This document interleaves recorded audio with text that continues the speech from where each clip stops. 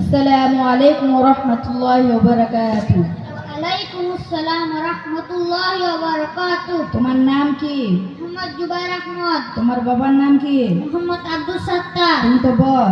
জি। তুমি আমার সাথে বলো, কালেমায়ে তাইয়্যিবা কালেমায়ে তাইয়্যিবা লা ইলাহা লা ইলাহা ইল্লাল্লাহু ইল্লাল্লাহু মুহাম্মাদার মুহাম্মাদার রাসূলুল্লাহ। রাসূলুল্লাহ। ভাই এখানে কি হচ্ছে? পড়ানো হচ্ছে। আমি কি একটু হুজুরের সাথে কথা বলতে পারি?